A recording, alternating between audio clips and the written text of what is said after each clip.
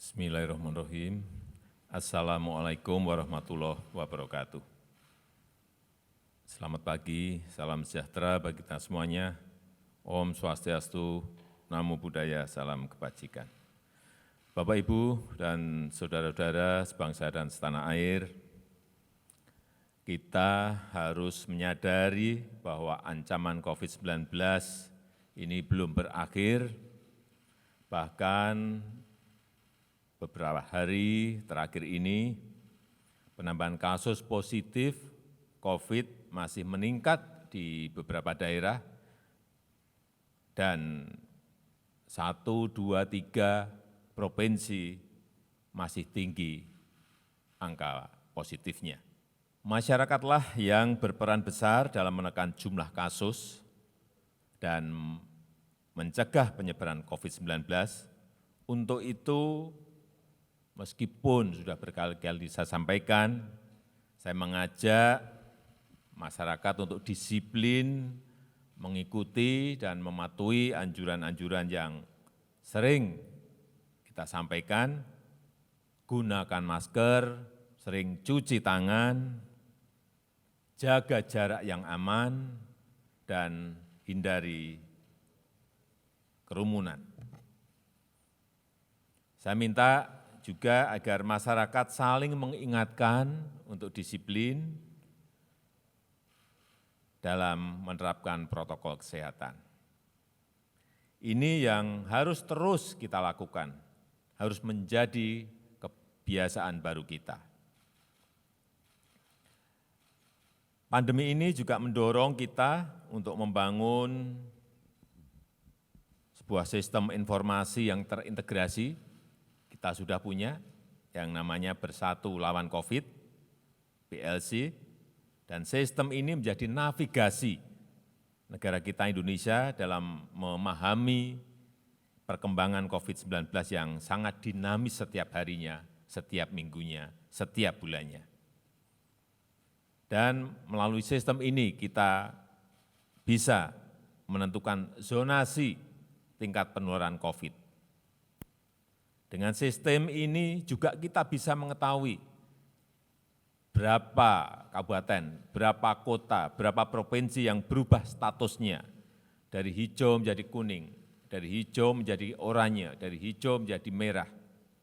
Atau sebaliknya, berubah dari merah menjadi oranye, dari merah menjadi kuning, dan dari merah menjadi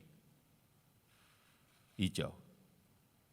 Dan saya sangat mengapresiasi Gubernur, Bupati, Wali Kota, Satuan Gugus Tugas di daerah yang telah berhasil menekan kasus di daerahnya, menekan angka kematian di daerahnya.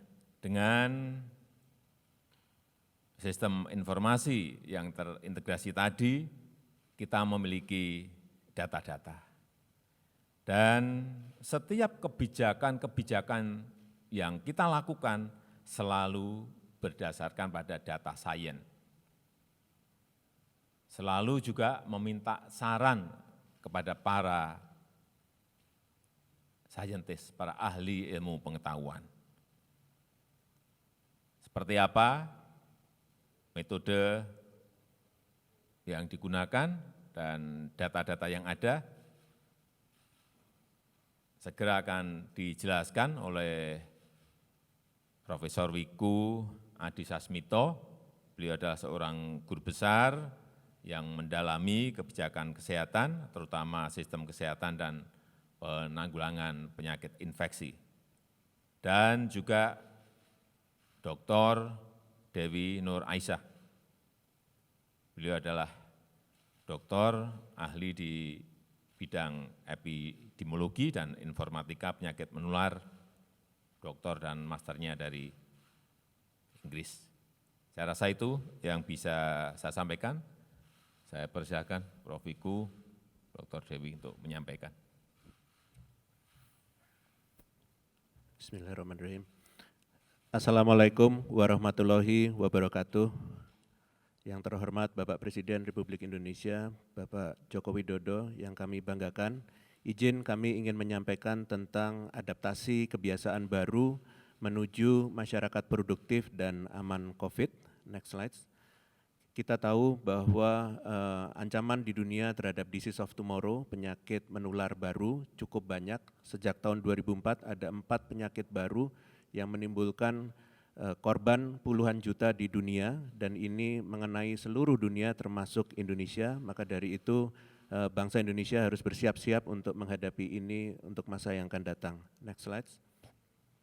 Selain dengan COVID-19 ini, kita mengalami masalah tingginya risiko penyakit menular dan beban penyakit tidak menular, ditambah dengan tidak memiliki navigasi dalam data yang terintegrasi dan valid, dan masih terfokus pada kuratif, dan ini tidak hanya terjadi di Indonesia tapi di seluruh dunia, dan ada ketergantungan terhadap produk alkes dan obat luar negeri, menimbulkan kedaruratan kesehatan masyarakat. Next slide.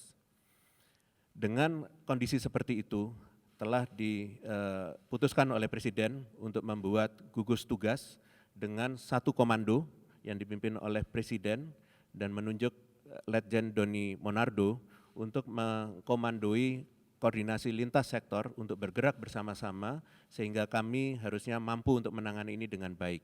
Next slide. Penanganan COVID ini mulai dari strategi, struktur, sistem, skill, speed, dan target. Kita ingin memastikan bahwa mengedepankan preventif promotif, strukturnya dari pusat sampai dengan daerah, manajemen penanganannya berbasis gotong royong, dan kepakarannya dari berbagai bidang kesehatan masyarakat, epidemiologi, ekonomi, dan lain-lain, dan speed karena seluruhnya terstruktur sampai dengan daerah. Intinya adalah yang sehat tetap sehat, yang kurang sehat harus sembuh, dan yang sakit diobati sampai sembuh. Next slide. Pendekatan yang selama ini dilakukan kuratif pada saat awalnya sekarang sudah bergeser kepada preventif promotif dengan harapan lebih hemat, efektif, efisien, dan berkelanjutan karena kita tidak tahu sampai kapan kita akan berhadapan dengan penyakit ini di dunia. Next slide. Dengan kebijakan yang sudah dibuat oleh pimpinan pemerintah Indonesia, ada tahapan-tahapan untuk membuka bertahap menjadi masyarakat produktif dan aman COVID, dan terlihat dari kebijakan ini posisi Indonesia dibanding dengan negara lainnya ternyata secara ekonomi dan secara kesehatan kita tidak lebih buruk daripada yang lainnya, bahkan kita relatif netral di sana. Ini adalah modal kita untuk maju ke depan. Dan kalau kita lihat peta zonasi sejak tanggal 31 Mei sampai dengan 21 Juni yang lalu, terlihat bahwa daerahnya dari 46,7% yang berisiko rendah dan hijau, ternyata turun menjadi 44 dan naik terus 52%, 58,3% sekarang. Jadi relatif hampir 60% daerah di Indonesia kondisinya risikonya rendah dan hijau. Dan untuk itu beberapa sektor yang aman sudah mulai dibuka. Next slide. Peningkatan pelaporan jumlah rumah sakit meningkat drastis dalam waktu 3 bulan dari 250 menjadi 1.687 rumah sakit, datanya terkumpul menjadi 1, sebaran rumah sakitnya juga makin meningkat menjadi 800 rumah sakit rujukan nasional dan provinsi, semua terhubung datanya dengan surveillance dan laboratorium secara otomatis. Next slide. Kalau dilihat kemampuan laboratorium Indonesia meningkat drastis dari 1 lab rujukan, pada hari ini sudah 220 lab rujukan dengan total sampel pada saat awalnya di bawah 1.000 dan sekarang sudah mendekati 20.000 per hari kemampuan tesnya, dan ini adalah 11 kementerian lembaga yang mengepalai dari lab-lab tersebut di Indonesia. Ini adalah prestasi yang luar biasa kerjasama lintas sektor untuk menjadikan kekuatan Indonesia. Next slide. Kalau kita lihat kemandirian bangsa, kita memiliki hal yang paling lemah adalah waktu awalnya adalah APD, alat pelindung diri untuk mengamankan tenaga kesehatan, dan ternyata dalam waktu singkat akhirnya Indonesia mampu memiliki produk dengan bahan baku dalam negeri, diproduksi di dalam negeri dengan kemampuan yang cukup besar dari seluruh yang ada ini, dan namanya INA United. Ini adalah kebanggaan bangsa Indonesia yang akan melindungi bukan hanya bangsa Indonesia tetapi juga bangsa di dunia sebagai alat diplomasi, dan nantinya akan ada masker. Next slide.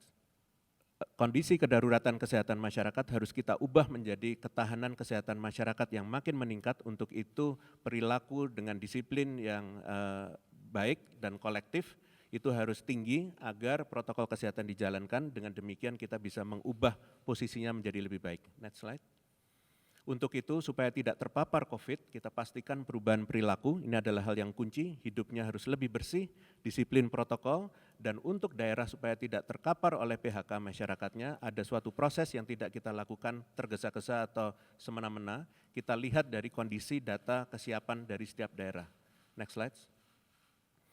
Ini adalah proses untuk melakukan pengaktifan kegiatan sosial ekonomi mulai dari prakondisi, timing, prioritas, koordinasi pusat daerah, dan monitoring evaluasi yang dilakukan secara bersama-sama antara pemerintah pusat dan daerah dan berupa konsultatif, dan kita melihat kesiapannya untuk mulai aktivitas sosial ekonomi. Next slide. Apa yang dilakukan selama 3 bulan ternyata bangsa Indonesia mampu untuk memiliki rumah sakit yang lebih banyak dengan rumah sakit darurat di berbagai tempat, reagen yang lebih banyak, kita memiliki ventilator, vaksin, pengembangannya, dan APD overall, dan PCR-nya mobile juga kita memiliki, dan rapid test-nya. Ini adalah tahap inovasi yang sudah mulai komersial di Indonesia. Next slide. Bagian yang penting adalah ternyata daerah-daerah tertentu di Indonesia mampu meredam COVID ini menjadi zona hijau yang dulunya mereka masih zona kuning. 38 daerah ini, terutama di Provinsi Aceh, ada 5 daerah, Aceh Barat Daya, Pidi, Simulue, Gayo Lues, Bener Meriah. Di Sumatera Utara ada Toba Samosir, Labuan Batu, kemudian di Provinsi Sumatera Barat ada Kota Padang Panjang, Pariaman, dan Solok.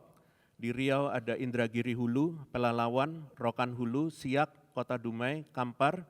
Di Jambi ada Bungot Tebo, di Bengkulu ada Muko-Muko, Seluma, di Lampung ada Tulang Bawang, Pring Sewu, Tulang Bawang Barat. Di Kepulauan Riau ada Karimun, Provinsi Jawa Tengah ada Wonogiri dan Pekalongan. Di DKI Jakarta ada Kepulauan Seribu, NTB ada Kota Bima, Provinsi Sulawesi Tenggara ada Muna Barat, Provinsi Sulawesi Tengah ada Banggai Kepulauan, Sulawesi Selatan ada Kota Palopo, di Sulawesi Barat ada Mamuju Utara dan Majene, di Provinsi Maluku ada Pulau Talibu, di Provinsi Maluku Utara ada Buru Selatan, di Provinsi Papua ada Mambromo Tengah, Provinsi Papua Barat ada Teluk, Wondama, dan Manokwari Selatan. Ini adalah para keberhasilan ASN pimpinan daerah mengamankan masyarakatnya dan bisa menekan kasus-kasus baru dan tidak ada yang meninggal di sini. Ini adalah prestasi yang luar biasa. Next slide. Semua itu bisa dilakukan karena kami sekarang memiliki Bersatu Lawan COVID yang tadi sudah dijelaskan oleh Bapak Presiden sebagai alat navigasi kita untuk bisa mengendalikan daerah mana yang siap untuk memulai aktivitas sosial ekonomi dengan aman dan tetap menjaga keselamatan manusia. Untuk itu selanjutnya mohon izin untuk bisa meminta kepada Dr. Dewi menjelaskan sistem informasi terintegrasi. Terima kasih. Wassalamualaikum warahmatullahi wabarakatuh.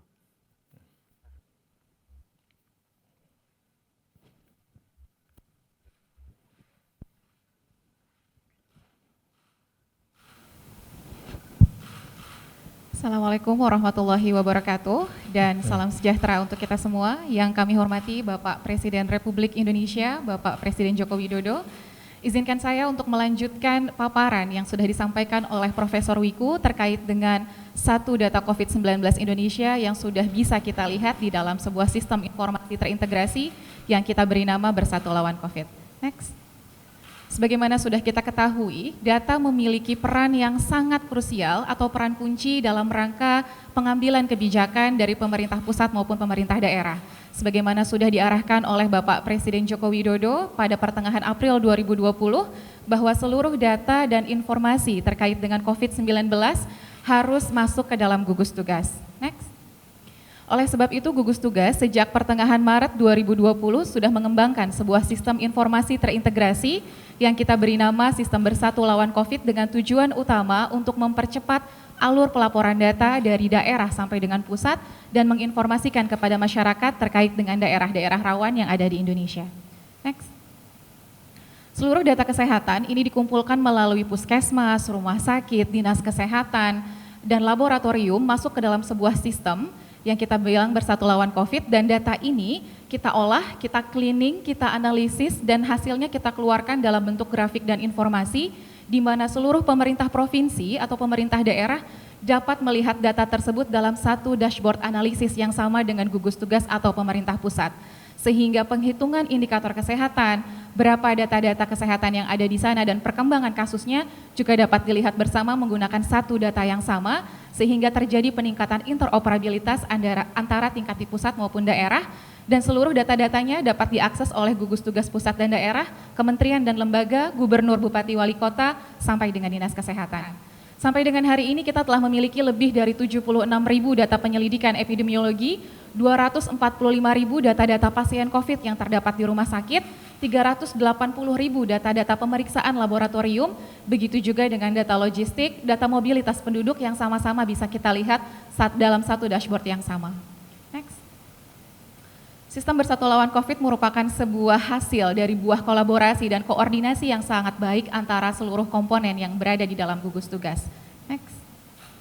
Kita menggunakan teknologi sebagai pendukung utama, dimulai dari integrasi big data, penggunaan otomasi dengan machine learning, ada advanced analysis yang kita keluarkan untuk masyarakat sehingga terdapat informasi untuk sama-sama melihat Indonesia tengah berada di mana dan sejauh apa kita sudah mampu berkembang dan bergerak untuk Indonesia.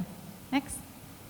Ini adalah contoh terkait dengan lokasi kecamatan rawan berdasarkan jumlah ODP, PDP, dan pasien positif yang ada di Indonesia, kita petakan sampai dengan level kecamatan. Next. Kemudian ini adalah contoh dashboard yang kita miliki. Next, biar running.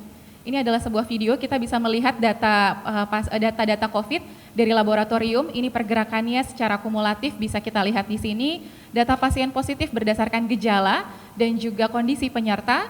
Kemudian kita bisa melihat berdasarkan usia dan jenis kelamin, apakah yang dirawat berapa banyak yang usianya tua, lansia, atau laki-laki atau perempuan, apakah tenaga kesehatan atau bukan, jenis pekerjaan utamanya apa, pemeriksaannya apakah menggunakan nasofaring, orofaring, sputum, apakah WNI atau WNA, kontak wilayahnya apakah pernah keluar wilayah, kemana saja pernah bergerak, data rumah sakit kapan mulai masuk dirawat di rumah sakit dan apakah dirawat di ruang isolasi atau di rumah sakit.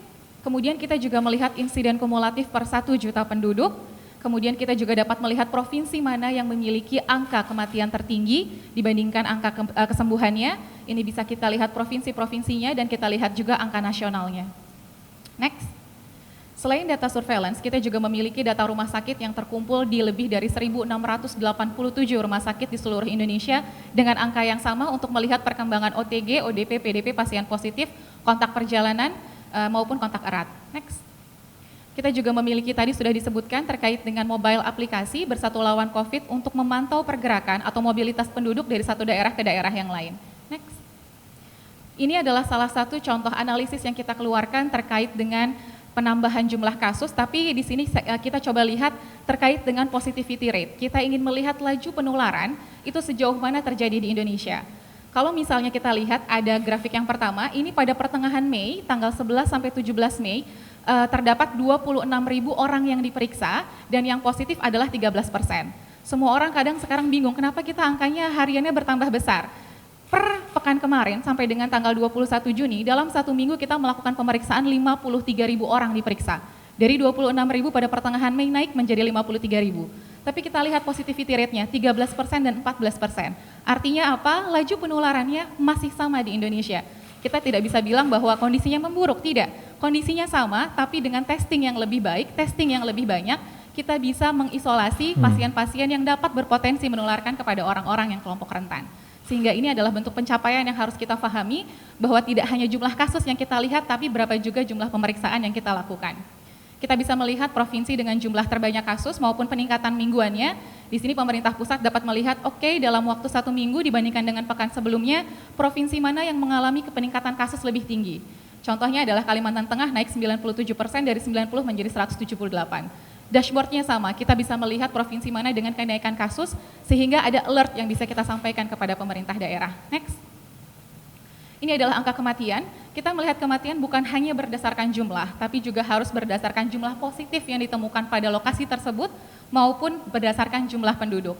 Karena kalau dari jumlah penduduk, DKI Jakarta untuk provinsi menempati peringkat pertama, yang kedua adalah Kalimantan Selatan, ketiga Jawa Timur, 4 Sulawesi Selatan, dan yang kelima adalah Banten. Next. Untuk membuat analisis yang jauh lebih detail, kita akan melihat di level kabupaten kota. Kita bisa melihat kota mana dengan jumlah penduduknya, apakah kasus tersebut tinggi di daerahnya. Untuk peringkat pertama adalah Jakarta Pusat, tapi yang kedua adalah Kota Jayapura. Kita harus memperhatikan jumlah penduduk sebagai bagian yang harus kita hitung untuk melihat tingkat laju penularan dalam masyarakat. ketiga Surabaya, 4 Banjarmasin, 5 Kota Mataram. Tapi jangan lupa juga untuk ada daerah-daerah yang sudah terdampak, namun ternyata kasusnya rendah. Contohnya paling pertama adalah Kabupaten Tegal, Blora, Lebak, Aceh Utara, dan Rokan Hulu adalah 5 kabupaten dengan insiden kasus terendah meskipun sudah terdampak. Untuk angka kematian kita juga akan lihat berdasarkan jumlah per 100.000 penduduk. Kita bisa lihat yang pertama adalah Kota Surabaya, kedua Banjarmasin, ketiga Manado, 4 Jakarta Pusat, dan yang kelima adalah Kota Makassar. Ini adalah PR kita bersama dan monitoring kita bersama bagaimana kita dapat bergerak menuju perbaikan untuk daerah-daerah yang memiliki laju penularan tinggi. Next.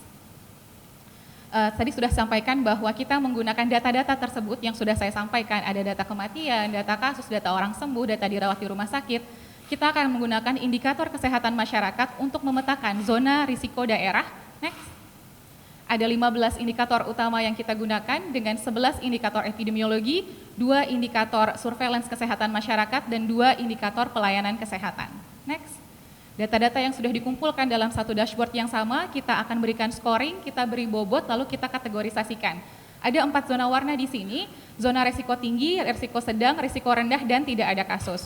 Untuk zona warna hijau, per pekan ini, kalau dulu kita hanya memasukkan untuk daerah kabupaten kota yang tidak terdampak, kita tambahkan sekarang untuk tadi yang sudah disebutkan oleh Profesor Wiku, ada daerah kabupaten kota yang mungkin pernah terdampak, namun dalam 4 minggu terakhir tidak ada penambahan kasus sama sekali dan angka kesembuhan mencapai 100%.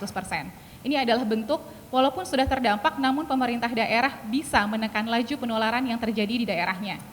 Next. Ini adalah update per tanggal 21 Juni 2020 di mana terdapat 112 kabupaten kota tidak terdampak atau tidak ada kasus baru, 188 kabupaten kota dengan resiko rendah, 157 kabupaten kota dengan risiko sedang, dan 57 kabupaten kota dengan risiko tinggi. Next. Jika kita lihat perjalanannya, ini mulai dari per akhir Mei sampai dengan per tanggal 21 Juni, kita bisa memonitor perkembangan kabupaten kota. Dari mulai tidak terdampaknya 46,7% sampai dengan terakhir kita mampu mendorong kabupaten kota sama-sama bergerak untuk Indonesia sehingga 58,37% termasuk dalam kabupaten kota yang tidak ada kasus dan memiliki risiko rendah. Next. Maka terakhir saya ingin menyampaikan laboratorium memegang peran kunci dalam pelaporan konfirmasi kasus kepada gugus tugas, pemerintah daerah, ujung tombak pelaporan dan penanganan kasus COVID yang ada di daerahnya, kolaborasi lintas sektor menentukan kecepatan dan kualitas penanganan COVID-19, pencatatan data yang cepat, lengkap dan akurat merupakan memiliki peran penting dalam menghasilkan informasi yang kredibel, dan yang terakhir integrasi data adalah kekuatan utama dalam melawan COVID-19 di Indonesia. Next. Terakhir saya ingin menyampaikan Indonesia adalah bangsa yang besar dan berjaya dengan gotong royong, kekompakan, solidaritas antar masyarakatnya sebagai modal utama. Bersama kita saling menjaga, bersatu kita bisa. Sekian dari saya, wassalamualaikum warahmatullahi wabarakatuh.